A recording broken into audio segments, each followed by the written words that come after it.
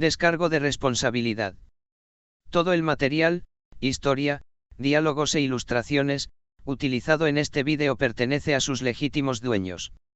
Este canal no reclama propiedad sobre la obra original. El propósito de este vídeo es meramente divulgativo y de apreciación hacia la novela ligera. Créditos a sus respectivos autores y artistas. Capítulo 6, Dos chicas sin dinero. Los ojos de Martín se abrieron a las 6 de la mañana sin ayuda, como siempre lo hacían. Su reloj interno estaba calibrado por 3 años de sesiones de estudio matutinas en la Facultad de Derecho de Harvard que habían restablecido permanentemente su ritmo habitual. 1. Algo andaba mal. 1. En concreto, algo lo sostenía. Por detrás. Algo cálido, que respiraba y, recordó esto con creciente disgusto, tenía una rodilla apoyada en su cadera en un ángulo que sugería una comodidad profundamente inconsciente. Martín giró la cabeza. Leonard Hofstadter, físico y doctorado por Princeton, lo abrazaba con el entusiasmo entregado de un Golden Retriever que hubiera encontrado un buen sitio y lo hubiera hecho suyo. 5. Leonard. Leonard abrió los ojos de golpe. Se quedó rígido. Entonces, con el reflejo de un hombre que había aprendido ciertas lecciones vitales, levantó inmediatamente la manta y comprobó. ¿Llevas calzoncillos?, dijo Martín secamente, así que estás a salvo. Pero tenemos que hablar de tus hábitos de sueño. Tenía frío, dijo Leonard, sin ninguna convicción. Tenemos mantas. Estás tumbado encima de una de ellas. Yo, sí. Leonard volvió a dejar la manta en el suelo. Lo siento. Martín ya se había levantado de la cama y sacó su ropa de gimnasio del armario, unos pantalones deportivos grises de Adidas, una camiseta desgastada de Columbia que tenía desde la universidad y zapatillas para correr. Se desenredó los auriculares, guardó el teléfono en el bolsillo y se marchó antes de que Leonard se hubiera recuperado del todo. Su edificio estaba ubicado en Astoria, Queens, lo suficientemente cerca del East River como para que en las mañanas despejadas se pudiera ver el horizonte de Midtown brillando al otro lado del agua, pero lo suficientemente lejos de Manhattan como para que el alquiler fuera asequible con el sueldo de un físico. Era un barrio decente. Tranquilo para los estándares neoyorquinos, lo que significaba que simplemente era caótico, no realmente alarmante. Martín corrió su ruta habitual, hacia el sur por el paseo marítimo, cruzando el puente peatonal, dando una vuelta por los bloques residenciales, unos 6 kilómetros a un ritmo cómodo, suficiente para pensar sin que se convirtiera en meditación. La ciudad transcurría a su alrededor. Paseadores de perros, otros corredores, algunas personas con ropa de trabajo que se movían con la seriedad y determinación propias de quienes se desplazan temprano al trabajo. Nadie hacía contacto visual. Nadie saludaba a nadie. Este era el contrato social fundamental de Nueva York a las 6 de la mañana, tú estabas allí, había otras personas allí, y todos habían acordado, por mutuo acuerdo tácito, fingir que no era así. Martín se había criado en el Medio Oeste en su vida anterior. Le había costado un tiempo dejar de considerarlo grosero y empezar a encontrarlo relajante. De vuelta en el apartamento a las 7:30, ya duchado y frente a su armario a las 7:30. El armario era, objetivamente, lo más organizado del apartamento. 12 trajes a medida colgaban en fila, azul marino, gris oscuro, negro, 2 tonos de gris, un discreto estampado de cuadros príncipe de Gales que rara vez usaba pero guardaba para ocasiones especiales, y varios más, además de 3 conjuntos de ropa formal en la parte inferior. Las camisas estaban organizadas por color. Las corbatas, por peso. Leonard, que al parecer se había vuelto a dormir, se removió y despertó al oír el ruido del armario al abrirse. Se puso las gafas, se incorporó apoyándose en un codo y observó con la expresión soñolienta de quien no está del todo seguro de dónde se encuentra. No me digas, le dijo Martín al espejo, que has desarrollado sentimientos. Leonard se sobresaltó. ¿Qué? No. Yo solo estaba, como supiste que estaba. 2. Espejo. La luz viaja en ambas direcciones. Martín se ajustó la corbata. Óptica básica. Deberías saberlo. Leonard se incorporó por completo, herido. Me especializo en óptica. Entonces deja de sorprenderte por ellos, dijo Martín, revisando el nudo y haciendo un pequeño ajuste. Vuelve a dormir. Te queda 1 hora. Ya estoy despierto, dijo Leonard, bajando las piernas de la cama. ¿Por qué llevas traje todos los días? Ni siquiera tienes juicio hoy. Porque el traje transmite el mensaje antes de que yo diga una palabra. Si un cliente me ve con traje, ve a alguien que se toma su situación lo suficientemente en serio como para vestirse adecuadamente. Martín se encogió de hombros y se puso la chaqueta. Además, he invertido mucho dinero en ellos y pretendo sacarles el máximo provecho. 3. Leonard guardó silencio un momento, aparentemente reflexionando sobre ello. ¿Alguna vez has pensado que la física podría ser intrínsecamente más interesante que el derecho? Creo que la física es fascinante, dijo Martín con agrado. También creo que, tras 100 años del modelo estándar, no se ha resuelto la tensión fundamental entre la relatividad general y la mecánica cuántica, y las 4 fuerzas siguen obstinadamente sin unificarse. La ley, en cambio, es adaptable por naturaleza. Se flexiona. Responde al mundo a medida que cambia. Se apartó del espejo. Además, de hecho, gano dinero. Nosotros hacemos. Leonard. Llevo 2 años haciéndote la declaración de la renta. Sé exactamente cuánto ganas. 6. Leonard abrió la boca. La cerró. Buena suerte en el edificio de física, dijo Martín, agarrando su maletín. Intenta no colapsar ninguna función de onda por accidente. Salir. Martín salió. En el taxi que lo llevaba a Brooklyn, sacó su agenda, fotografió las páginas relevantes con su BlackBerry Bold, que seguía siendo el mejor teclado físico que había usado jamás, un hecho que agradecía cada vez que necesitaba escribir mientras se desplazaba, y recopiló las imágenes en un correo electrónico. Se lo envió a la dirección de trabajo de Rachel y luego marcó su número. Contestó al tercer timbrazo. Su voz tenía un timbre diferente al de la oficina, un tono menos impasible, como el de alguien que aún no había terminado de construir su imagen profesional para el día. Te dije que en 3 días, dijo a modo de saludo. Han pasado 39 horas. Estoy redondeando a la baja. Martín observó cómo Queens daba paso a la BQ a través de la ventanilla del taxi. Esto no es una visita social. Puedes encontrar un bolígrafo. 1. Una pausa. El crujido de algo que se está localizando. Listo. Te envié un correo electrónico con el cronograma de esta semana, todos los expedientes que me entregaste ayer, organizados por fecha de reunión. No necesitas hacer nada con él antes de empezar oficialmente. Solo léelo para que sepas dónde estoy si Jessica o Harvey preguntan. Bueno.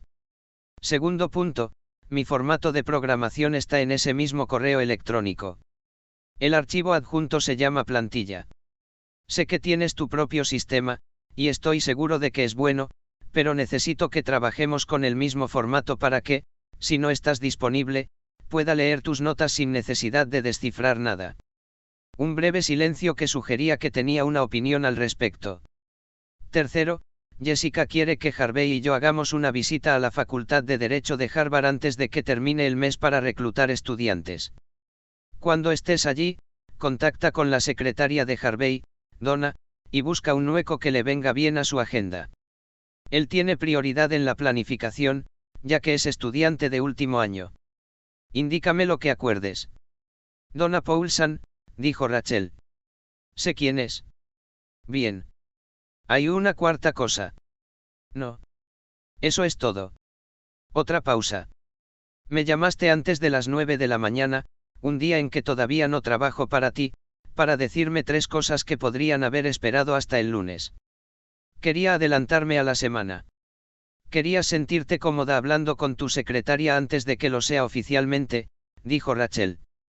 Eso es o bien una gestión inteligente o bien un poco controladora, y todavía no he decidido cuál de las dos. Martín sonrió mirando por la ventana. Avísame cuando tengas una respuesta. Lo haré. Adiós, Martín. Nos vemos el lunes, Rachel. El taxi lo dejó en Williamsburg justo antes de las 9. Martín se quedó un momento en la acera, mirando el escaparate que tenía delante. Era una cafetería pequeña, con un aire algo desgastado, de esas que distinguen lo encantador de lo destartalado por apenas 3 buenas decisiones. Letras pintadas a mano en la ventana. Un poco retro, un poco neoyorquino. El tipo de lugar que claramente había sido un proyecto serio para alguien. Y eso despertó algo en el fondo de la memoria de Martín que no pudo ubicar de inmediato. Había pasado 27 años en este mundo catalogando discretamente los puntos en los que divergía, o se asemejaba, a las series y películas que, al parecer, formaban parte de su esencia. The Big Bang Theory le había dado a Sheldon. Suits le había dado a Harvey y a la firma. Supuestamente, Breaking Bad estaba ocurriendo en algún lugar del suroeste en ese preciso instante, y trataba de no pensar demasiado en ello. 1. Este restaurante, sin embargo. Se quedó allí un momento más. 2 chicas sin dinero. 1. Martín archivó esta información cuidadosamente y abrió la puerta del restaurante. El restaurante estaba cerrado, algunas mesas aún tenían sillas, reinaba el silencio característico de un lugar entre turnos. Desde algún lugar detrás de la barra se oía el sonido irregular de algo que estaban arreglando con más optimismo que pericia. Hola. ¿Hay alguien aquí? Los martillazos cesaron. Un instante después, un hombre apareció detrás de la barra. Era bajo, de una complexión notablemente compacta, con los movimientos eficientes de alguien que se había resignado a trabajar más de lo que el espacio le permitía. Vio a Martín, se animó al instante y rodeó la barra con la mano extendida. Martín revisó el archivo. Anne Martín Scott, de Pearson Hartman. Anne estrechó su mano con auténtico entusiasmo. Señor Scott. Sí, hablamos por teléfono. Tengo que decir que esperaba a alguien. Inclinó la cabeza, observando el rostro de Martín con sincera curiosidad. Mayor. Parece usted muy joven. No es que eso sea malo. Mi primo es cirujano pediátrico, todo el mundo cree que es residente. Tiene 42 años. Tengo 27 años, dijo Martín, pero llevo un año ejerciendo la abogacía y tengo un título de doctor en jurisprudencia de la Facultad de Derecho de Harvard. Su negocio está en buenas manos. Anne parecía visiblemente aliviado. Harvard. De acuerdo. Sí. Siéntese, por favor. ¿Le apetece un café? La cafetera es lo mejor de este edificio, me costó más que el frigorífico, algo que disgustó mucho a mi contable, pero mantengo mi decisión. Un café estaría genial. Anne desapareció tras el mostrador y regresó con 2 tazas y el orgullo particular de un hombre que realmente creía en lo que servía. Martín tuvo que admitir que el café era excelente. Entonces, dijo Martín, abriendo el archivo que estaba sobre la mesa entre ellos, hablemos de lo que necesitas. Por el formulario de admisión, parece que buscas un servicio de asesoría legal general, contratos, revisión de arrendamientos, acuerdos laborales, etc. Sí, exacto, dijo Anne, agarrando su taza con ambas manos. Llevo 2 años trabajando y lo he hecho todo yo solo, algo que mi contable tampoco aprecia. Pero los abogados son caros, y quería asegurarme de que el restaurante fuera estable antes de, hizo un gesto vago hacia la habitación. Ya sabes. Eso es inteligente, dijo Martín. Primero la construcción, después la infraestructura. El acuerdo que propongo es sencillo, una cuota mensual que cubre la revisión y consulta rutinarias, y una tarifa por hora para cualquier asunto que requiera representación legal o negociación prolongada. Revisaré cualquier contrato antes de que lo firmen y les indicaré cualquier punto que requiera su atención. 2. Anne asintió con la cabeza y luego hizo una pausa. ¿Puedo preguntar, por qué la empresa asignó a alguien tan inexperto a mi cuenta? Sin ánimo de ser descortés. No estás siendo grosero, dijo Martín. La verdad es que tu cuenta es lo suficientemente pequeña como para que un abogado senior no sea rentable para ninguno de los dos. Estoy ampliando mi cartera de clientes. Necesitas un apoyo legal fiable que no te cueste más que el alquiler. Somos una buena opción para la situación actual de ambos. Levantó la vista del expediente. Y te lo digo sin rodeos, trato a todos mis clientes de la misma manera, independientemente de su tamaño. Si surge algo que supere mis capacidades, te lo diré inmediatamente y te asignaré a alguien con más experiencia. No te dejaré de lado sin previo aviso. Ann lo observó por un momento. Luego sonrió, esa sonrisa amplia y sencilla de alguien que acaba de decidir confiar en algo. De acuerdo, dijo. Hagámoslo. Dedicaron otros 40 minutos a repasar los términos iniciales. Resultó que Ann era meticuloso bajo su apariencia jovial, tenía preguntas sobre todo, quería entender cada cláusula y, al parecer, llevaba un registro en un sistema de su propia invención, peculiar pero, si se examinaba con detenimiento, completamente coherente. Capítulo 7. La princesa desembarca. La firma del contrato de servicios tardó 20 minutos en finalizarse y otros 10 en explicarle a Ann cláusula por cláusula, porque Ann era el tipo de persona que quería entender todo lo que firmaba en lugar de simplemente firmarlo, algo que Martín respetaba profesionalmente y apreciaba personalmente. 1. $30.000 al año por servicios de asesoría legal. Para un pequeño restaurante en Williamsburg, era un gasto considerable. Ann hizo una mueca cuando Martín mencionó la cifra, como suele suceder cuando uno se estremece ante cosas que sabe que necesita pero que desearía no necesitar. Sé que no es poca cosa, dijo Martín. Pero estás en Brooklyn, abres 16 horas al día, tienes personal, proveedores, un contrato de alquiler y un barrio que mantiene a la policía de Nueva York bastante ocupada. Algo va a pasar. Siempre pasa. Y cuando pasa, quieres un número de teléfono al que puedas llamar y que te atiendan. 1. Ann examinó el contrato un momento más y luego lo firmó. Lo celebraron con lo que Ann tuviera detrás de la barra, algo espumoso, vagamente festivo, servido en vasos desiguales con la alegre improvisación de un hombre que aún no había abastecido completamente su local, pero que no iba a dejar que eso lo detuviera. 16 horas, dijo Martín tras el primer sorbo. 2 turnos. 2 turnos, sí.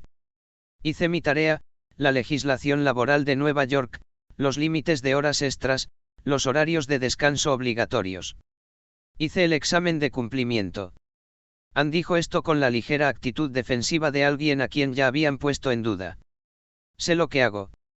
Te creo. La mayoría de la gente supone que no. La mayoría de la gente piensa con poca convicción, dijo Martín. Es su problema, no el tuyo. Ann lo miró con la expresión de quien se topa inesperadamente con un buen momento, y luego empezó a hablar. Y siguió hablando. Ese tipo de conversación que surge cuando alguien ha mantenido muchas cosas a distancia durante mucho tiempo y de repente encuentra a alguien que no finge paciencia, sino que simplemente está presente. Ann había viajado de Seúl a Los Ángeles y luego a Nueva York en el transcurso de una década, con visa de inversionista, todo legal, haciendo todo bien y aún así, la mayor parte del tiempo, era subestimado por personas que se formaban una opinión sobre él en los primeros 3 segundos. Su objetivo siempre había sido tener su propio restaurante. El Williamsburg Diner, era ese restaurante. Martín escuchaba. Hacía alguna que otra pregunta. Se rellenaba el vaso él mismo. Esto era algo que la Facultad de Derecho le había enseñado y que no esperaba, escuchar era la clave del trabajo. No las comparecencias en los tribunales, ni la investigación, sino escuchar. La capacidad de sentarse con alguien y hacerle sentir que lo que decía importaba valía más que casi cualquier habilidad procesal. Estaban en plena conversación cuando se abrió la puerta principal. Tuvo que maniobrar su maleta para pasarla por la puerta, era una maleta de mano con ruedas, claramente empacada a toda prisa, con un lado ligeramente sobrecargado. Llevaba una blusa de seda color crema, pantalones de vestir, tacones que le añadían 10 centímetros de más y la expresión particular de alguien que mantenía la compostura a pesar del considerable esfuerzo que parecía realizar. Rubia. Alta. El tipo de apariencia que en Manhattan solía venir acompañada de una confianza muy particular, la que se confirmaba cada día por la forma en que las habitaciones se reorganizaban solas cuando entrabas. Recorrió con la mirada el restaurante, reconoció a Martín y Ann en la mesa y se quedó un momento en el marco de la puerta. Hola, disculpen la interrupción. Soy Caroline. Tenía una entrevista programada, para el puesto de camarera. 1. Anne se puso de pie de inmediato y cruzó la habitación con la mano extendida. Sí. Hola. Soy Anne Lee, el dueño. Caroline le estrechó la mano con una calidez ensayada y, sin pretenderlo del todo, comenzó una presentación que claramente había ensayado: Escuela de Negocios Wharton, 2 años de experiencia laboral en establecimientos de alta gama en Manhattan, sólidas habilidades organizativas, aprendizaje rápido, alta motivación.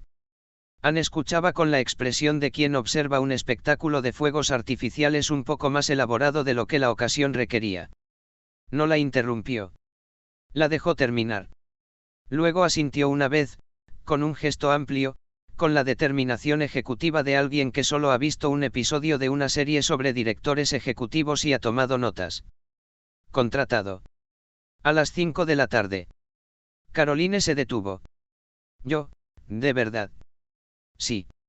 Absolutamente. Muy buena presentación. Parpadeó. Cambió de tema visiblemente. Genial. Gracias. Entonces, en cuanto a la documentación laboral, contrato, formularios de retención, y 9, podríamos repasar la estructura de compensación. Salario base más propinas, o 1. La expresión de Anne experimentó un sutil cambio. La seguridad que mostraba como ejecutivo disminuyó ligeramente. Miró la palabra contrato como quien mira la luz de advertencia del tablero de un auto que espera que se apague sola. Martín dejó su vaso, cogió su maletín y se acercó. No hay sueldo base más plus, dijo, acercándose a Anne. Se paga por hora. $11, que es el salario mínimo actual en Nueva York para el sector de la restauración. Las propinas son íntegramente tuyas, se declaran a efectos fiscales, pero son tuyas. Abrió su maletín, sacó un contrato de trabajo estándar que había impreso esa mañana suponiendo que Anne lo necesitaría y lo dejó sobre la mesa más cercana. El periodo de prueba estándar es de 2 semanas. Anne puede explicar los detalles del horario, pero la estructura legal es sencilla. Caroline se giró para mirarlo. El reconocimiento llegó por etapas, como cuando ves a alguien en un contexto totalmente equivocado y tu cerebro tiene que hacer el trabajo de ubicarlo. Primero, conozco esa cara. Luego, ¿de dónde? Luego, Martín. Hola, Caroline. Ella lo miró fijamente. Él observó la lógica que se reflejaba en su mirada, el traje, el maletín, la facilidad con la que manejaba los trámites legales, el hecho de que estuviera sentado en un restaurante de Williamsburg a las 10 de la mañana como si fuera el dueño del lugar. Lo cual, en cierto modo, era cierto, en un sentido consultivo. ¿Eres abogado?, dijo ella. Sí, soy el abogado de Anne, dijo, asintiendo hacia él. Firmamos el contrato esta mañana. Volvió a mirar a Caroline. Respondo por ella, le dijo a Anne. Es inteligente, confiable y, sí, atraerá clientes. Puedo confirmar personalmente que aprende rápido. Anne los miró a ambos con la expresión interesada de alguien que observa una conversación cuya historia desconoce. ¿Se conocen?, preguntó. Viejos amigos, dijo Martín. La expresión de Caroline hizo algo complicado. Anne, sin leer más allá de lo evidente, esbozó una amplia sonrisa y volvió a extender la mano hacia Caroline. Bienvenida al equipo. Martín salió con ella. La mañana en Williamsburg transcurría con normalidad, cafeterías abiertas, algunas personas paseando a sus perros, la energía particular de un barrio que se encontraba en un punto intermedio entre lo que solía ser y lo que se estaba convirtiendo. Caroline arrastró su maleta por la acera y permaneció en silencio durante casi media cuadra. Entonces, ni siquiera sé por dónde empezar. No tienes que empezar por ningún sitio, dijo Martín. Mi padre está bajo custodia federal. Lo dijo con la misma naturalidad con la que se repiten las cosas. Congelaron todo el día que lo arrestaron. Tuve 45 minutos en casa. Me llevé ropa, el móvil, el portátil y, al parecer, una cantidad bastante optimista de zapatos. Bajó la mirada hacia sus tacones brevemente. Pasé la noche en el metro. Martín dejó de caminar. Toda la noche. Tenía mi pistola eléctrica, dijo, alzando ligeramente la barbilla, con una mezcla de desafío y practicidad. La usé 2 veces. El tercer tipo se lo pensó mejor por su cuenta. Martín la miró un momento.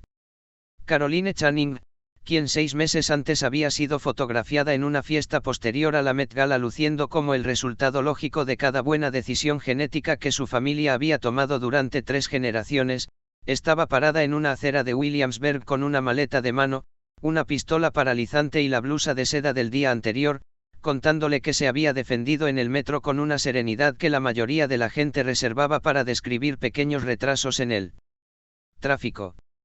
1. La conocía desde la Facultad de Derecho. No muy bien, no como se conoce a alguien después de años, pero lo suficiente. Era de esas personas fáciles de subestimar por su apariencia impecable, pero fáciles de querer una vez que se conocían bien, porque en el fondo era genuinamente divertida e ingeniosa, mucho más de lo que dejaba ver. 2. De acuerdo, dijo. Vamos. ¿A dónde vamos? Trabajo con un hotel que ofrece a la empresa un descuento importante. Puedes alojarte allí mientras decides los próximos pasos. Ella negó con la cabeza de inmediato. No puedo permitirte. No me dejas hacer nada. Estoy tomando una decisión práctica. Ya estaba en marcha. No se puede hacer este trabajo, ni ningún otro, sin dormir desde el metro. Una noche te recuperas y al día siguiente empiezas a funcionar. Eso no es caridad, es logística. 1. Caroline se quedó inmóvil un segundo más. El orgullo contenido de alguien que había pasado las últimas 24 horas negándose a necesitar ayuda luchaba visiblemente contra el simple hecho de que sí la necesitaba. Te lo pagaré, dijo ella. Sé que lo harás. Caminaron. El hotel estaba a 4 cuadras de las oficinas de Pearson Hartman, uno de los establecimientos de Midtown que la firma utilizaba para sus clientes de fuera de la ciudad, un lugar donde el vestíbulo estaba diseñado para dar la seguridad de que todo estaría bajo control. Martín registró a Caroline con la cuenta de la firma y la acompañó a la habitación. Dejó la maleta justo al lado de la puerta y se giró, y por un instante la compostura que había mantenido durante toda la mañana se desvaneció. La habitación estaba en silencio. La cama estaba hecha. Había almohadas de verdad. No había dormido en una cama de verdad desde la noche anterior al arresto de su padre. Martín la observó mientras asimilaba aquello. Luego cruzó la habitación en 3 pasos, lo abrazó por el cuello y lo besó, no con timidez, sin crear expectación, sino con el ímpetu desinhibido de alguien que había estado intentando mantener todo en orden durante 2 días seguidos y que de repente había encontrado un lugar donde dejarlo. No retrocedió. Necesitaba algo real en ese momento, algo que no fuera el metro, ni el restaurante, ni el nombre de su padre en una acusación federal. Él lo entendía. La conocía desde hacía el tiempo suficiente para comprenderlo. Así que se mantuvo firme, dejó que la ciudad siguiera su curso y estuvo presente como el momento lo requería.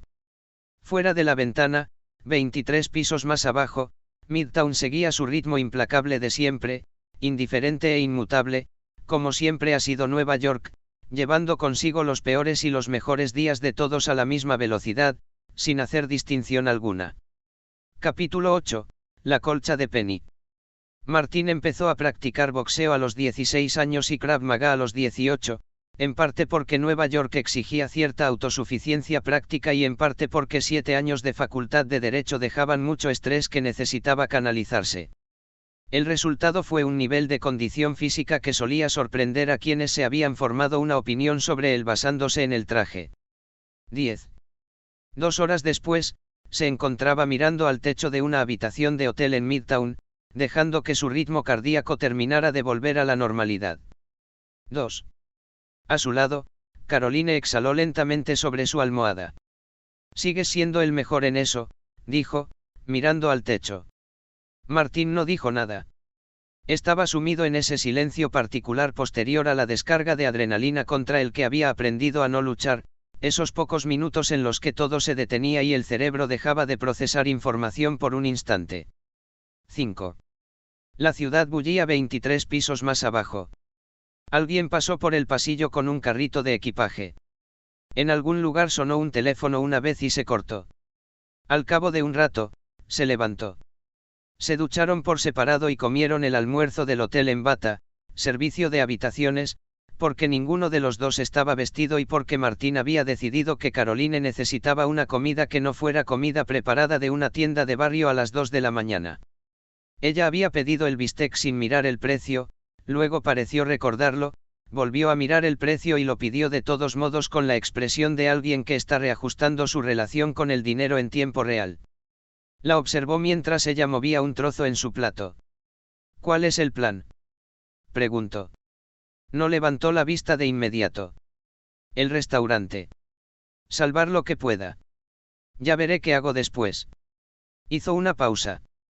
Tengo un MBA de Wharton y estoy calculando cuántas mesas necesito atender por turno para cubrir el depósito de seguridad. Es una situación extraña. No podías haber solicitado empleo en algún lugar de Manhattan. Lo intenté, dijo, dejando el tenedor. ¿Entiendes lo que significa mi apellido ahora mismo? Channing. La semana pasada me busqué en Google y el tercer resultado fue un artículo de Forbes que calificaba a mi padre como el criminal financiero más destructivo desde Madoff. Lo dijo secamente, como si hablara del tiempo. Llamé a 12 personas que conozco desde hace años. 11 no contestaron. La 12ª contestó, me pidió disculpas y luego me pidió que no volviera a llamar porque la empresa de su marido había perdido dinero en el fondo. Volvió a coger el tenedor. Brooklyn será. Martín guardó silencio por un momento. El caso Channing había sido omnipresente en la prensa financiera durante 2 meses, un esquema Ponzi de proporciones asombrosas, más de 40 años de rentabilidades ficticias, pérdidas de decenas de miles de millones repartidas entre fondos de cobertura, cuentas de pensiones, fondos de dotación e inversores individuales. La lista de víctimas parecía una reunión de la lista Forbes 400. Grandes bancos. Fondos soberanos. La mitad de las familias adineradas de la costa este. Caroline no sabía nada al respecto. Eso estaba legalmente establecido y documentado públicamente. No importaba. Cuando una catástrofe financiera alcanzaba tal magnitud, el impacto no distinguía las intenciones. No puedo hacer mucho en el aspecto formal, dijo Martín. Ya lo sabes. Lo sé. Cualquier empresa que les recomiende, cualquier compañía que les presente, se verá en una situación incómoda. Nadie quiere estar involucrado en esto ahora mismo. Martín, le dijo, mirándolo fijamente. Lo sé. Me conseguiste un trabajo y una cama. No me debes nada más. Una breve pausa. De verdad.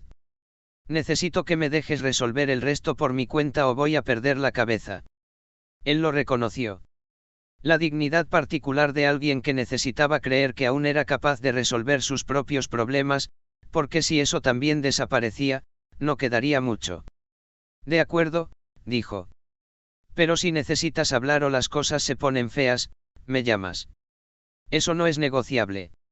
Ella asintió una vez. Volvió a su bistec. Su teléfono sonó a las 12:43. El nombre de Leonard apareció en la pantalla. Martín levantó un dedo hacia Caroline, se levantó y se acercó a la ventana. Hola. ¿Qué tal? Entonces, la voz de Leonard tenía la cadencia particular de alguien que empieza a contar una historia de la que no se siente orgulloso. ¿Sabes cómo Penny rompió con su novio? El de Nebraska. 1. Sí. Y mencionó que había dejado una manta que realmente quería recuperar. 2. Martín contempló el horizonte de Midtown. Leonard. Sheldon y yo fuimos a buscarlo. Una larga pausa. Y. Es muy grande, dijo Leonard. Los pantalones, y ahora dijo Leonard con un tono de dignidad tan derrotada que Martín tuvo que apretar los labios brevemente. A los dos. Simplemente, los agarró y no pudimos, de todos modos. Tenemos nuestras camisas y nuestra ropa interior, estamos en la acera en Queens y eres la única persona que se me ocurre que podría venir a buscarnos sin empeorar mucho las cosas. Martín se frotó el puente de la nariz. Envíame la dirección por mensaje. ¿Podrías traer también? Sí. Llevaré pantalones. Colgó el teléfono, volvió a la habitación y miró a Caroline, que había visto toda la llamada con la expresión de alguien que había tenido un día muy extraño y había decidido simplemente aceptar lo que viniera después. Tengo que ir a buscar a 2 físicos que están en la acera, dijo. Caroline parpadeó. ¿Son esas tus compañeras de piso? 2 de ellos, sí. Ella lo miró fijamente durante un largo rato. Tu vida siempre es así. Martín recogió su chaqueta. Empiezo a pensar que sí. Se detuvo en una tienda Gap de camino y compró 2 pares de pantalones chinos en la percha, uno de la talla 30x30 y otro de la 32x32, a ojo, y luego le pidió al taxi que lo dejara en una manzana residencial de Astoria donde Leonard y Sheldon estaban de pie uno al lado del otro frente a una casa adosada de ladrillo, sin abrigo ni pantalones, con la postura particular de hombres que habían procesado su humillación y habían llegado a un frágil equilibrio al otro lado de ella. Sheldon aceptó sus pantalones sin decir nada y se los puso con la eficiencia concentrada de alguien que se enfrenta a una variable que se ha introducido en su día sin su consentimiento. 6. Leonard miró los suyos y se dio cuenta visiblemente de que le quedaban mal. Aún así, se los puso. Explícamelo paso a paso, dijo Martín. Leonard le explicó la situación. En resumen, Penny había mencionado una colcha, hecha a mano, de su abuela, que había dejado en casa de su ex durante la mudanza. Leonard y Sheldon habían ido a buscarla como gesto de buena vecindad. El ex, Kurt, al parecer, antiguo jugador de fútbol americano universitario, que ahora trabajaba en un sector que no requería habilidades para calmar conflictos, había reaccionado a su llegada quitándose los pantalones y cerrando la puerta. ¿Existía alguna amenaza?, preguntó Martín. Dijo que nos iba a desnudar y... De acuerdo, dijo Martín, mirando la casa. Quédate aquí. Cruzó la calle, subió los escalones de la entrada y llamó a la puerta. La puerta se abrió. Kurt ocupaba casi todo el encuadre, 1,88 m, quizás 75, la complexión típica de alguien que había sido atleta universitario y había mantenido la masa muscular sin conservar la condición física. Observó a Martín con la mirada instintiva de quien está acostumbrado a ganar en ese tipo de cálculos. Registró la demanda. Recalculó ligeramente. ¿Quién eres? Martín Scott, Pearson Hartman, dijo Martín, extendiendo una tarjeta. Represento los intereses de Penny en relación con sus pertenencias personales que actualmente obran en su poder. En concreto, una colcha. Kurt se quedó mirando la tarjeta. ¿Hablas en serio? Siempre me tomo muy en serio el derecho de propiedad. Martín dio un paso al frente, y Kurt, más por sorpresa que por otra cosa, retrocedió, y de repente Martín estaba dentro de la sala. Miró a su alrededor, vio la colcha doblada sobre el respaldo del sofá y se volvió. Esta es su situación. Usted está en posesión de una propiedad que pertenece a otra persona. Esa persona tiene un derecho legal sobre ella. Ya ha demostrado intención hostil al agredir a 2 personas que vinieron a recuperarla, lo cual, sumado a la retención ilegal de la propiedad, es suficiente para presentar una demanda. Es una manta, dijo Kurt. Vale como $30. El valor monetario del objeto es irrelevante para la reclamación de propiedad. Lo que importa es el derecho del propietario a la posesión. Martín mantuvo un tono completamente informal. Ahora bien, si Penny presenta la demanda, gana. La manta se devuelve por orden judicial, más los honorarios legales. Mi tarifa de consulta es de 400 por hora. En un asunto como este, estamos hablando de unos 3.000 en honorarios, tal vez más si se pone ingeniosa para impugnarlo. Inclinó la cabeza. Por una manta. La mandíbula de Kurt se movió. Como alternativa, dijo Martín, devuelves la manta.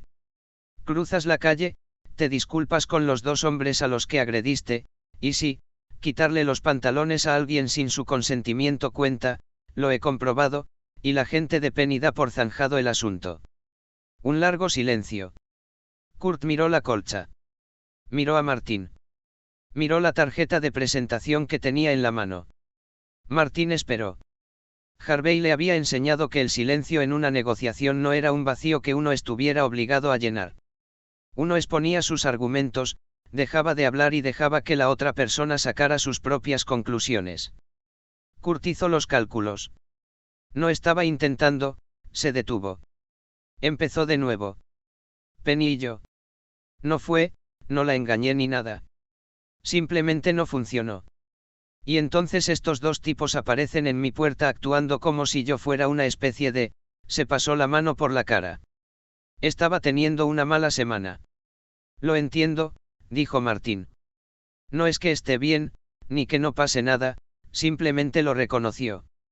Pero los pantalones eran demasiado. Kurt miró al suelo. Sí. Colcha. Disculpa. Se acabó. Otra pausa.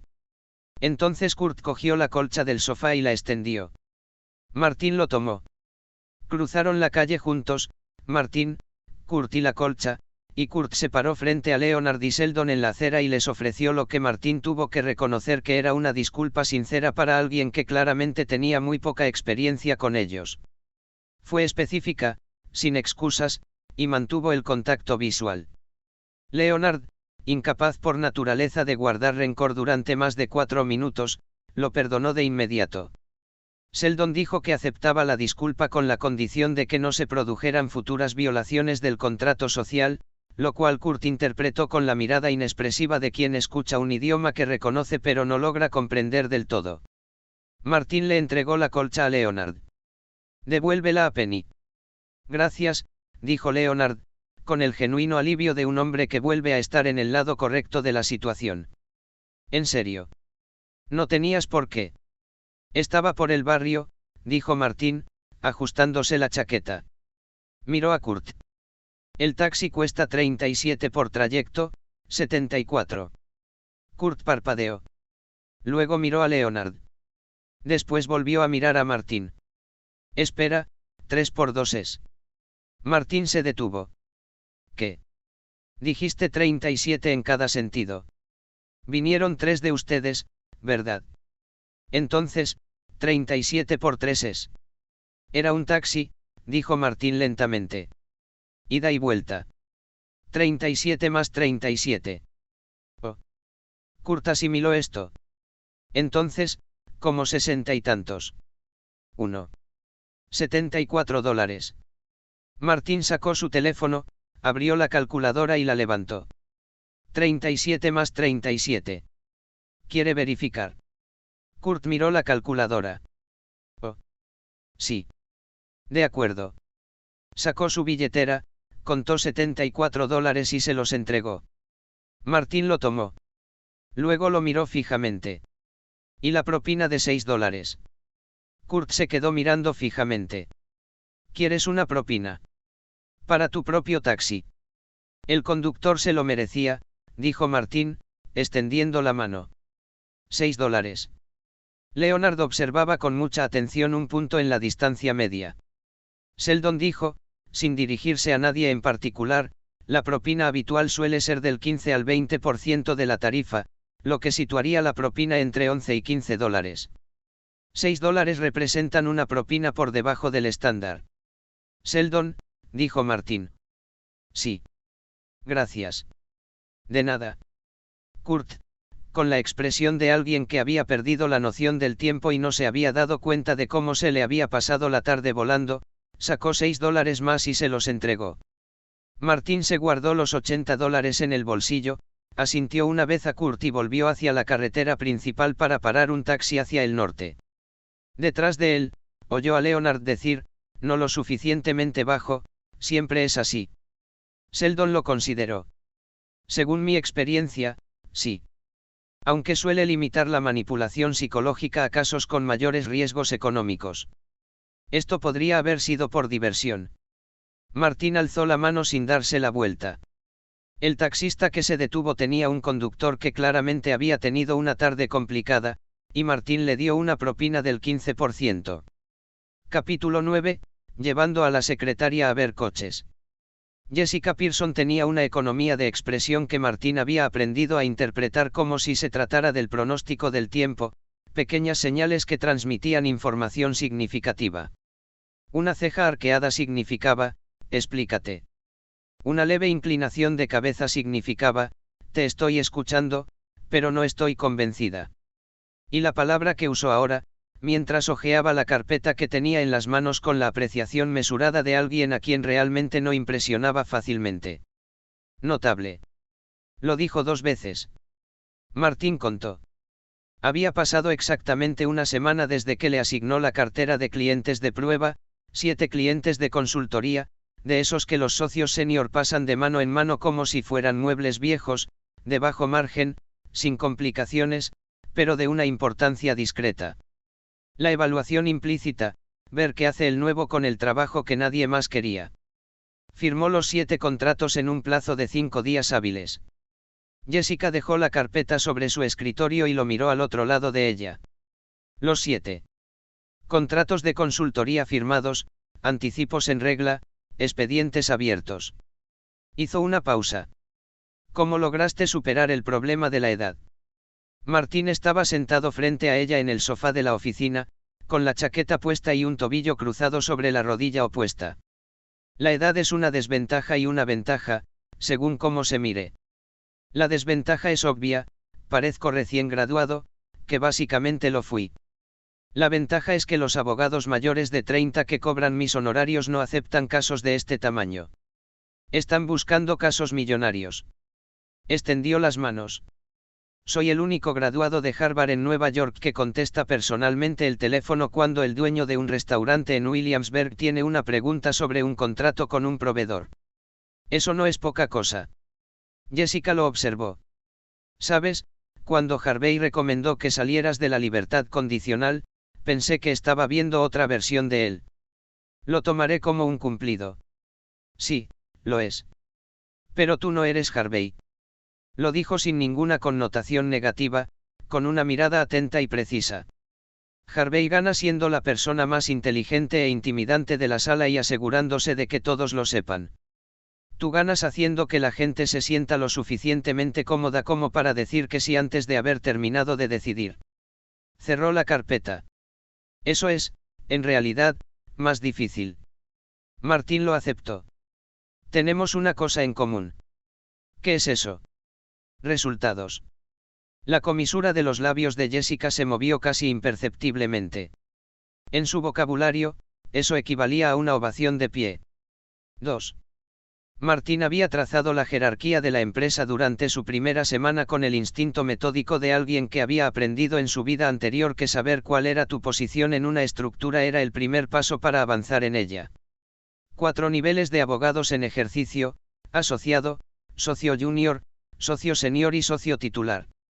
Por encima de estos, el socio fundador, categoría a la que pertenecía Jessica, una categoría con un solo miembro. La distribución de beneficios, la asignación de clientes y la política interna del bufete se regían por esta estructura como el agua que encuentra su nivel. Actualmente, 2 personas ostentaban el estatus de socio principal, Harvey Specter, quien lo llevaba con la naturalidad de quien nació para ello, y Lois Litt, quien lo lucía como un hombre que, tras escalar una montaña, temía que alguien le dijera que había medido la cima equivocada. Ambos se mantenían en una guerra fría permanente que el resto de la firma hacía tiempo que había dejado de fingir ignorar. 3. Martín era un asociado junior. El escalón más bajo por encima del de asistente legal. Tenía aproximadamente la autoridad institucional de un pasante bien considerado. 1. Tenía la intención de solucionar eso. Rachel Sein había sido transferida oficialmente a su puesto hacía 4 días. El cambio de su oficina privada de asistente legal, pequeña pero suya, con una puerta que se cerraba, al cubículo abierto fuera de la oficina de Martín, con paredes de cristal, había requerido un proceso de reajuste en el que aún estaba trabajando. Había organizado el cubículo con la precisión de quien saca el máximo provecho de una situación acordada sin haberla planificado completamente de antemano, el monitor a la altura exacta de los ojos, los archivos organizados por número de caso, una pequeña suculenta en la esquina del escritorio que, según le había dicho a Martín, no estaba sujeta a discusión. La presión laboral había disminuido considerablemente, tal como se había prometido. Lo que la había reemplazado era algo para lo que aún estaba desarrollando un vocabulario. Su jefe, al final, resultó ser un tipo de problema muy particular. No era difícil, al menos no en el sentido en que los socios podían serlo, la condescendencia informal, las exigencias de último minuto o las peticiones que la obligaban a abstenerse conscientemente de reaccionar. Martín no era nada de eso. Era, sin duda alguna, el abogado más considerado con el que había trabajado en sus 3 años en Pearson Hartman. En ese preciso instante, él también estaba paseándose frente a su escritorio con las manos en los bolsillos y las cejas haciendo algo que ella solo podía describir como expresivo por sí solo. 2. Mi duquesa, dijo él, llevaba 3 días llamándola así y ella aún no había decidido qué sentía al respecto. ¿Le interesaría cenar conmigo esta noche? 2. Rachel no levantó la vista de la pantalla. Jessica te dijo extraordinario. Martín dejó de caminar de un lado a otro. ¿Cómo lo supiste? La evaluación para los nuevos asociados es una tradición institucional. En 10 años, solo Harvey y Lois han obtenido la máxima puntuación. Tú eres el tercero. Movió un archivo de una pila a otra. Cuando eso sucede, Jessica usa la palabra extraordinario. Es su forma de delatar a alguien. No tiene muchas, pero esa es una de ellas. Martín guardó silencio por un momento. Ya conoces los nuevos registros de socios de Harvey y Lois. En esta empresa no hay secretos. Nunca los ha habido. Si busca privacidad, trabaje en un sitio más pequeño. Finalmente levantó la vista. Además, la cena no está entre mis funciones. Sonó su teléfono. Levantó un dedo, contestó, habló durante unos 30 segundos y colgó con la energía particular de alguien que acaba de recibir las buenas noticias que tanto esperaba. La cena es secundaria, dijo. Principalmente, necesito una segunda opinión. Como mi secretaria, eso entra dentro de mis funciones de asesoría profesional. Rachel buscó su chaqueta con la expresión de alguien que se había resignado a que su puesto de trabajo aparentemente abarcaba más de lo que se había anunciado originalmente. ¿Sobre qué? Un coche. Un coche. Vamos. Te lo explico por el camino. Cuando él mencionó el concesionario, ella supuso que iba a pasar una hora viendo a su jefe actuar para un vendedor de Ferrari. Ya había visto esa película antes. Un joven profesional adinerado, la sala de ventas, el ritual de la prueba de manejo como demostración de estatus. Tenía una opinión al respecto. El taxi los llevó a una manzana en Red Hook, Brooklyn, que no se parecía a ningún lugar donde hubiera estado jamás un Ferrari. El taller al final de la calle era de esos sitios que se mantenían en pie gracias al caos organizativo y décadas de experiencia mecánica, repuestos de coches en estanterías, aceite en el suelo, 2 elevadores y un cartel escrito a mano en la pared que decía, efectivo o cheque, sin excepciones. El hombre que salió a recibirlos tenía la complexión de un exjugador de fútbol americano, vestía un mono de trabajo que denotaba años de uso honesto y lucía una barba que sugería que había dejado de afeitarse alrededor de 2003 y nunca se había arrepentido. Él y Martín se abrazaron con la naturalidad de quienes se conocen desde hace tanto tiempo que no necesitan formalidades. Sanko, dijo Martín. Está lista. Terminé la puesta a punto esta mañana. Está perfecta. Sanko los condujo a través del garaje hasta un espacio trasero que estaba más limpio que el resto, mejor iluminado y con el silencio particular de una habitación donde algo se guarda con cuidado. En el centro había un coche. Rachel lo observó.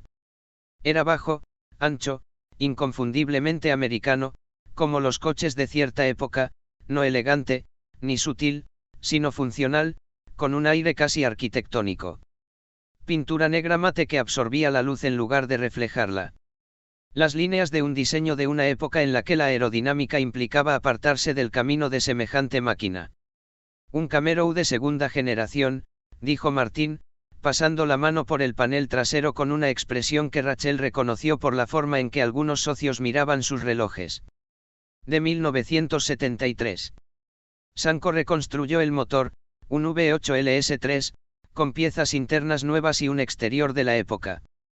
Caja de cambios manual de 4 velocidades. Estaba hecho pedazos cuando lo compré. 6. Rachel miró el coche. Miró a Martín. Es tuyo. Lo tengo desde hace 2 años. Sanko ha estado terminando la restauración. Se agachó para mirar el guardabarros. Compré la carrocería antes de que saliera Transformers. Ella ató cabos. El Camaro en Transformers es un 1. De segunda generación, de la misma generación, con especificaciones similares. Se puso de pie. La película se estrenó en junio. ¿Sabes cuál es la puja más alta actual en eBay por un Camaro del 73 restaurado correctamente? Dime. 173.000. Pagué 4.200 por el coche y unos 11.000 por la restauración. Digamos que 15.500 en total. Rachel volvió a mirar el coche con una atención renovada y significativa. Eso supone una rentabilidad de más del 1000%. En 2 años. Sin despeinarse. Martín palmeó suavemente el techo. Por cierto, no la estoy vendiendo. Esto no es una operación especulativa. Pero la idea principal sigue en pie. Rachel rodeó el coche lentamente, como quien rodea algo que está reconsiderando. Sus proporciones eran distintas a las de los coches modernos, más largo, más bajo, con una seguridad física que el diseño contemporáneo había abandonado en gran medida en favor de la eficiencia aerodinámica. Parecía tener personalidad propia. 1. Vas a conducir esto a las reuniones con los clientes, dijo. No me refiero a los clientes de consultoría. Pero hay situaciones que requieren presentarse con un atuendo diferente al de los demás abogados del edificio. La miró. La imagen es información. Lo sabes. Lo reconozco cuando la imagen es la de un traje. No estoy tan seguro cuando se trata de un coche deportivo de 40 años. El traje dice que me tomo esto en serio. El coche dice que no soy quien crees que soy. Se encogió de hombros. Entre los dos, has avanzado mucho. Rachel lo pensó más de lo que esperaba. Había una lógica en ello que no quería aceptar del todo. Además, añadió Martín, es un Camaro de 1973 con un motor LS3 reconstruido. Condúcelo una vez y lo entenderás. 1. Yo no lo conduzco. ¿Querrás hacerlo? No lo haré. Sanko, que había estado apoyado contra la pared con la tranquila paciencia de un hombre que había escuchado muchas conversaciones sobre ese coche, cruzó la mirada con Martín y sonrió. Rachel miró a ambos. ¿Qué? Nada, dijeron, en momentos ligeramente diferentes. Se volvió hacia el coche. Sin poder evitarlo, extendió la mano y la apoyó sobre el capó. El metal estaba caliente por las luces del taller, la pintura era lisa de una manera que sugería que Sanko había dedicado mucho tiempo al acabado. Era, admitió a regañadientes, un coche muy bonito. 2. ¿Cuánto cobra Sanko por la restauración? Preguntó, retirando la mano y volviendo a su actitud profesional. Ya está resuelto, dijo Sanko. Martín gestionó una disputa de arrendamiento para mi hermano hace 2 años. De forma gratuita. Abrió las manos. Tenemos un acuerdo. Rachel miró a Martín. Intercambiaste servicios legales por la restauración de un coche. Ayudé a su hermano a conservar su taller. Sanko restauró mi coche. Todos consiguieron lo que necesitaban. Martín cogió su chaqueta de un banco de trabajo. Eso no es trueque. Eso es gestión de relaciones. 3. Rachel guardó silencio un momento. Luego, sabes, la mayoría de la gente diría que deberías dedicarte a las finanzas. Hay un dicho que usan en la Facultad de Derecho de Harvard, dijo Martín, abriéndole la puerta del garaje. No te hagas enemigo de los médicos ni de los abogados. Los médicos pueden hacerte desaparecer discretamente. Los abogados pueden hacer que desees haber desaparecido discretamente. 2. Rachel cruzó la puerta y salió a la tarde de Red Hook. ¿Eso es una amenaza o una filosofía? Un poco de ambas cosas, dijo Martín, siguiéndola afuera. Cena. Hizo señas a un taxi que se dirigía de vuelta hacia el puente. Usted invita. Obviamente. El taxi se detuvo. Subieron. Detrás de ellos, En el garaje, Sanko acarició el capó del Camaro una vez más y volvió al trabajo. Capítulo 10. La red. Martín fue al trabajo en taxi. Esto no era de su agrado. El Camaro había sido entregado en el garaje del edificio la noche anterior, y a las 9 de la noche Leonard, Howard y Raj habían convocado lo que parecía ser una reunión formal al respecto. Martín había salido de su habitación a buscar un vaso de agua y los encontró alrededor de la mesa del comedor con un bloc de notas. El bloc de notas contenía un horario de conducción semanal, codificado por colores. Hiciste un cuadro de rotación, dijo Martín. Es un recurso compartido, dijo Leonard con la neutralidad prudente de alguien que había ensayado esta situación. Los recursos compartidos se benefician de una asignación estructurada. Es mi coche. Dijiste que lo compraste como inversión. 3. Sigue siendo mi coche. Martín, Sheldon levantó la vista del bloc de notas. Quiero ser sincero contigo. He reservado el asiento del copiloto como mi segundo lugar, con la misma función y significado personal que mi sitio en el sofá. No voy a conducir, no soy conductor, pero mi ocupación del asiento del copiloto es innegociable. Martín miró el gráfico. Miró a los tres físicos que lo observaban con la expresión colectiva de personas que ya se habían comprometido emocionalmente con un resultado y esperaban que él los alcanzara. 2. De acuerdo, dijo. Pero a mí me pasa los fines de semana. 7. Los sábados, replicó Howard. Raj tiene los domingos. Tengo el domingo libre, confirmó Raj. Martín se sirvió el agua y regresó a su habitación. Era un taxi. 5.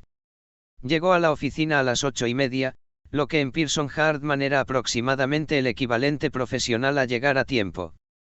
Llevaba allí el tiempo suficiente para saber que la cultura de la empresa se regía por un reloj que siempre iba adelantado.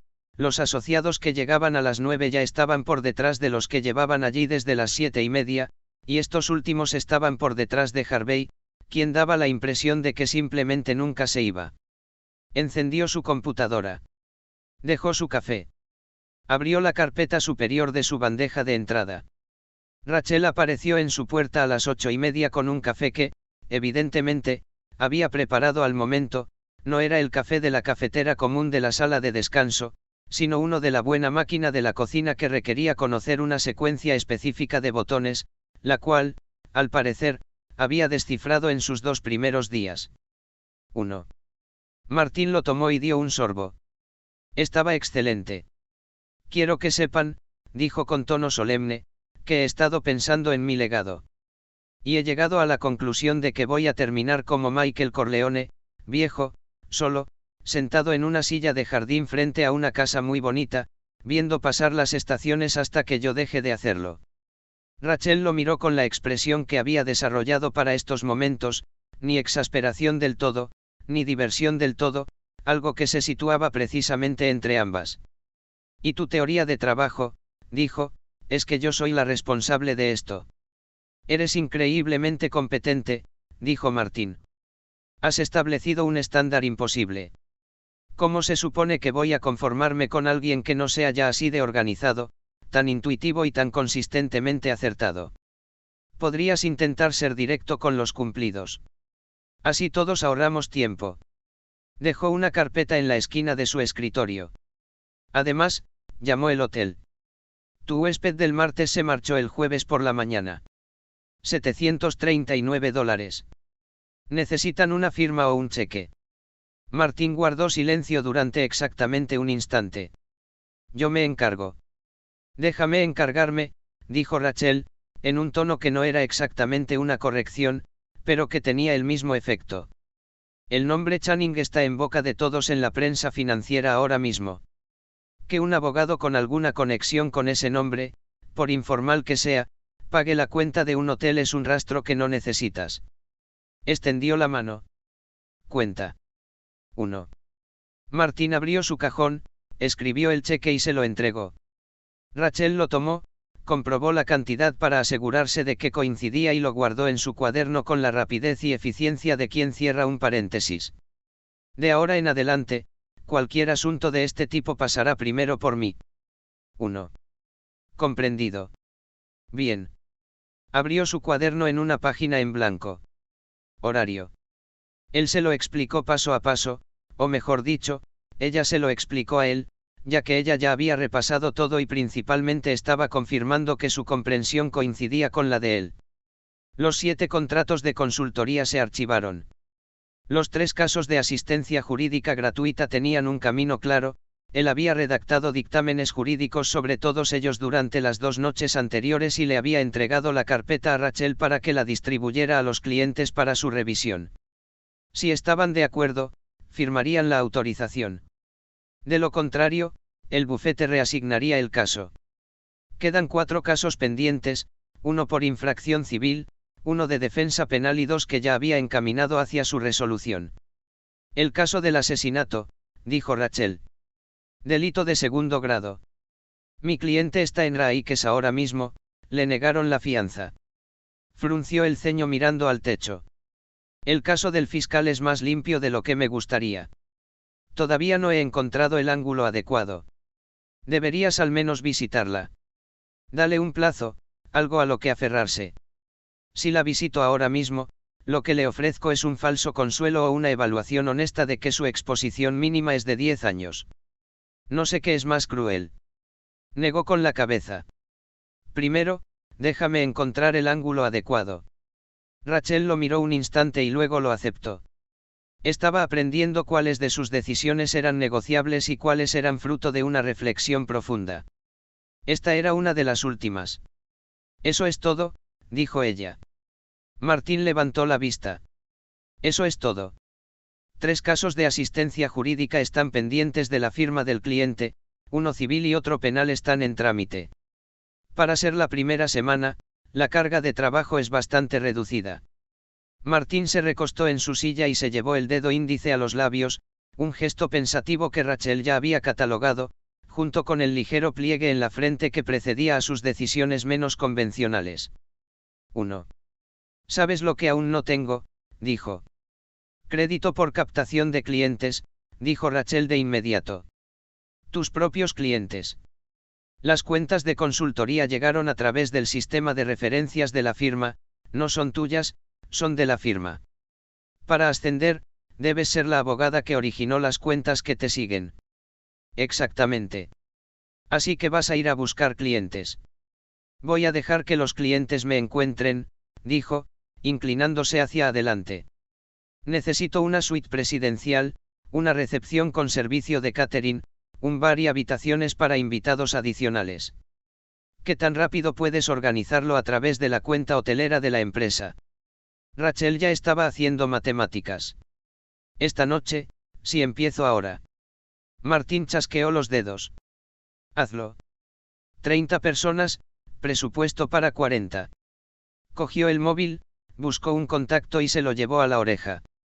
Y necesito hacer una llamada.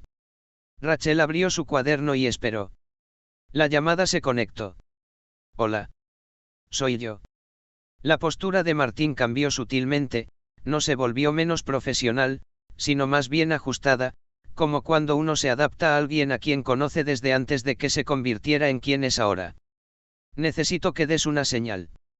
Dile a todo el mundo que el estratega ha empezado oficialmente y que necesita que su gente se presente esta noche con sus chequeras. No literalmente, pero sí de forma efectiva. La voz al otro lado de la línea se oía con la suficiente claridad como para que Rachel, sentada en su escritorio a 1,20 m de distancia, pudiera escuchar la mayor parte. El estratega está en el juego. Por fin. ¿Cuándo y dónde? Esta noche. Mi secretaria te enviará los detalles por mensaje de texto. Ella querrá hablar contigo sobre la situación con su amiga Sophie. Por lo visto, te fuiste sin despedirte y ella lleva 3 años dándole vueltas al asunto. Martín se llevó brevemente los dedos a la frente. Dile que tenía un vuelo a las 6 de la mañana y que estaba teniendo en cuenta el sueño de todos. Ella se dará cuenta de eso inmediatamente. Lo sé. Pero le dará algo con lo que trabajar. Miró a Rachel, que escribía algo en su cuaderno con la neutralidad concentrada de quien ha decidido que lo que oye es irrelevante desde el punto de vista profesional. Nos vemos esta noche. Colgó el teléfono y miró al otro lado del escritorio. Rachel terminó su nota. El estratega, dijo sin levantar la vista. ¿Ese es tú? 2. No tenía nada que ver con las fraternidades. Nunca soporté la cultura de las fraternidades. El alcoholismo, el networking como espectáculo y las admisiones por contactos, no. Negó con la cabeza. Era otra cosa. La llamábamos Asociación de Ayuda Mutua. Empezamos en segundo año en Harvard. Éramos 13. De diferentes facultades, diferentes programas, derecho, administración de empresas, ingeniería, medicina. La idea era que nos ayudáramos de verdad, no solo que coleccionáramos contactos para LinkedIn. 2. Y funcionó. Seguimos en contacto, lo cual es más de lo que se puede decir de la mayoría de los grupos que se forman en la universidad. Se recostó. El estratega era un apodo. Es una larga historia. Rachel aceptó. 13 hombres. Invitados. Variable. Estos chicos cambian de pareja con cierta frecuencia. Calcula 30, máximo 40. Volvió a coger el teléfono y le envió un contacto. El organizador es Mark. Él se encargará de coordinar. Apellido. Martín dejó el teléfono. Zuckerberg. Mark Zuckerberg. 6. La pluma de Rachel se detuvo. Ella levantó la vista lentamente. Martín la observó mientras lo asimilaba, el nombre, su importancia, la versión específica de incredulidad que se refleja en el rostro de alguien cuando una información no encaja en el molde que había preparado para ella. El fundador, presidente y director ejecutivo de Facebook, sí. Martín abrió el expediente que tenía sobre el escritorio. Estuvimos en el mismo seminario de ética institucional en Harvard durante nuestro segundo año. A él le parecía gracioso que yo estudiara derecho. A mí me parecía gracioso que él estuviera creando una red social. Pasó la página. Resulta que ambos teníamos razón. 2. Rachel miró su libreta. Miró el contacto en la pantalla de su teléfono, Mark Z, que acababa de adquirir una importancia adicional de unos 300.000 millones de dólares. Su novia es Priscilla, continuó Martín sin levantar la vista. Te caerá bien. Estudia medicina. Es muy sensata y directa. Es un misterio cómo acabó con Mark, pero de alguna manera funcionan juntos. ¿Y estos son tus? Rachel aún estaba recomponiéndose. Estos son tus amigos de la universidad. Algunos de ellos. El grupo es heterogéneo. Mark trajo a algunos de su bando, yo traje a algunos del mío. Pasó otra página. Hay un tipo llamado Peter Thiel, que se va a pasar toda la noche exponiendo argumentos libertarios que nadie ha pedido, pero su red de contactos es extraordinaria, así que lo toleramos. Probablemente te caiga bien Eduardo, es más tranquilo, más mesurado. Hay una mujer llamada Sierra que va a ser la persona más competente en cualquier sala a la que entre, lo cual resulta inspirador o agotador según donde estés sentado. 2. Rachel se sentó lentamente en la silla frente a su escritorio. Fuiste a Harvard con Sheryl Sandberg. Sheryl vino por medio de Mark. Es un poco mayor que yo. Levantó la vista. Rachel, necesito que entiendas algo sobre esta noche. Esto no es un evento social. Es una reunión de desarrollo de negocios estructurada para que parezca una cena de reencuentro, porque la gente firma contratos con personas en las que confía y confía en personas con las que ha comido. El servicio de catering importa. La suite importa. El bar importa. La miró fijamente. Jessica verá la factura del hotel y tendrá preguntas. La respuesta es que acabo de proporcionarle a su empresa una red a la que actualmente no tiene acceso. No tendrá ningún problema. Rachel lo miró fijamente durante un largo rato. En sus 3 años en Pearson Hartman, había trabajado codo a codo con algunos de los abogados más sofisticados tácticamente de Nueva York. Había observado a Harvey Specter de cerca, lo suficiente como para comprender por qué la gente lo encontraba a la vez magnético y un tanto intimidante. Había visto a Lois Lee representar esa peculiar y agotadora puesta en escena de alguien que necesitaba ganar en cada lugar al que entraba. Esto era algo distinto. No era una representación artística, sino una construcción. La arquitectura silenciosa y vanguardista de alguien que construía algo cuya forma aún no era visible, pero cuyos cimientos ya estaban plantados. Ella volvió a mirar su cuaderno. 30 comensales, dijo. Suite presidencial. Bar completo, no de pago. Servicio de catering a través del proveedor recomendado por el hotel o tiene alguna preferencia. El proveedor del hotel está bien. Asegúrate de que haya una opción vegetariana, Mark no come carne. 2. Entendido. Volvió a escribir, ese breve instante de reajuste se convirtió en algo en lo que probablemente pensaría más tarde, en el metro de camino a casa. Algo más. Una cosa más, dijo, pasando la página del expediente. Averiguen todo lo que puedan sobre Sierra antes de esta noche. No porque no la conozca, si la conozco, sino porque va a pasar la noche observando cómo interactúo con todos, y quiero saber si algo importante ha cambiado en su vida desde la última vez que hablamos. Rachel lo observó con la particular satisfacción interna de alguien a quien le han dicho que el trabajo que había aceptado era más importante de lo que parecía desde fuera, y que tenía razón. Tendré un informe listo para las 4, dijo. Gracias, Rachel. Se puso de pie, se arregló la chaqueta y se dirigió hacia la puerta. Rachel. Ella se giró. Lo de la factura del hotel. La miró fijamente. Tenías razón, debería haberlo pensado yo mismo. Buen detalle. Ella le dirigió una mirada que no era exactamente una sonrisa, pero que se le parecía bastante.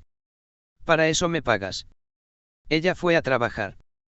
Martín volvió a consultar su expediente y se permitió pensar en la noche que tenía por delante, 13 personas que habían hecho apuestas muy diferentes sobre futuros muy diferentes, reunidas en una suite de hotel en Midtown porque una de ellas había dado la señal. 1. Fuera de su ventana, la ciudad hacía lo que siempre hacía. La mañana siguió su curso.